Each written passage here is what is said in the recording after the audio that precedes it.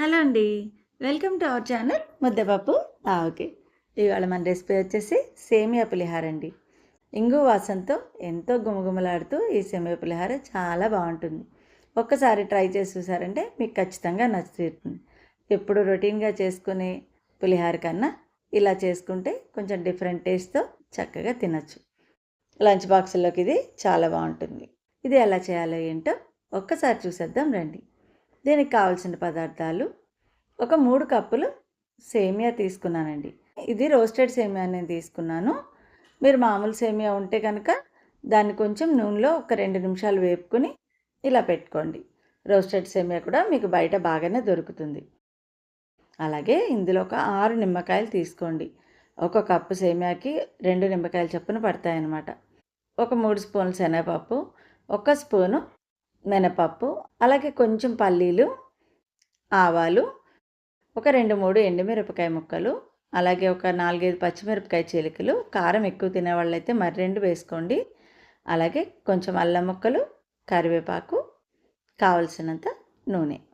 ఒక అరకప్పు నూనె అయితే దీనికి సరిపోతుంది. ఇప్పుడు పొయ్యి మీద ఒక వెడల్పాటి గిన్నెతో సగానికి పైగా నీళ్లు పెట్టుకోండి. అందులో ఒక 2 స్పూన్లు ఆయిల్ వేసేసుకుని ఆ నీళ్ళని మరిగించుకోండి. కొంచెం వెడల్పాటి గిన్నె అయితే సేమియా చక్కగా విడివిడిలాడుతూ వస్తుందండి. నీళ్ళు బాగా మరిగాక ఆ సేమియాని అందులో వేసేసుకోండి. అలాగే మీరు సేమియా పోసాక వెంటనే కలపండి, లేదంటే అది ముద్దలా అయిపోయి అడుగు నుండిపోతుంది. ఎంత మరుగుతున్న నీళ్ళలో వేసినా ఒకసారి మనం గరిటతో బాగా కలపాలి. ఒక 5 నిమిషాలు ఉడికితే చాలండి. రోస్టెడ్ సేమియా కాబట్టి చాలా తొందరగానే ఉడికిపోతుంది. బాగా ఉడికిపోయింది కదా. ఇప్పుడు దాన్ని చక్కగా వడపోసేసుకుని పక్కన పెట్టుకోండి. ఇలా పొయ్యి మీద కడాయి పెట్టుకుని అందులో ఒక పావు కప్పు నూనెలాగా వేసుకోండి. నూనె కొంచెం వేడెక్కాక అందులో పల్లీలు వేసేసుకుని చక్కగా వేయించుకోండి. పల్లీలు పోపుతో పాటు వేస్తే దాని పచ్చి కొంచెం ఉండిపోతుందండి. అందుకే ముందు పల్లీలు సగం వేయించుకున్నాక అప్పుడు పోపు దినుసులు వేసుకోండి. అందులో శనగపప్పు, మినపప్పు, అలాగే ఆవాలు వేసేసుకోండి. అన్నీ కలిపి శుభ్రంగా వేయించుకోండి. కొంచెం సిమ్లో పెట్టి వేయించుకోండి. హైలో పెడితే పోపు మాడిపోయిందంటే పులిహార అస్సలు రుచి ఉండదు. అందుకని కొంచెం సిమ్లో పెట్టుకుని నిదానంగా వేయించుకోండి. ఇప్పుడు అన్నీ వేగిపోయాయి కదా. ఇందులో మీరు ఒక 2, 3 ఎండుమిరపకాయలని ముక్కలుగా చేసేసుకుని వేసేసుకోండి. అలాగే అల్లం ముక్కలు, పచ్చిమిరపకాయ ముక్కలు అవి కూడా అందులో వేసేసుకోండి. దీనికి కారం అస్సలు ఎక్కువ పట్టదండి. సేమియా పులిహారకి కారం కానీ నూనె కానీ అసలు ఎక్కువ పట్టవు. కాబట్టి బాగా చూసుకుని వేసుకోండి. అవన్నీ బాగా కలిపేశాక ఒక గుప్పెడు కరివేపాకు కూడా వేసేసుకోండి. వేసేసుకుని అందులో ఒక 1/2 స్పూను ఇంగువను వేసుకోండి. ఇంగువ వల్ల ఈ పులిహార చాలా టేస్ట్ వస్తుందండి. అలాగే ఒక 1/2 స్పూను పసుపును కూడా వేసేసుకోండి.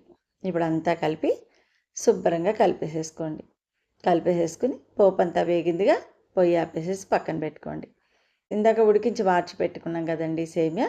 ఈ సేమియాలో ఈ పోపు అంతటిని వేసేసేయండి. నిమ్మకాయల రసం తీసి పెట్టుకున్నాం కదా, అవి కూడా ఇందులో వేసేసుకోండి.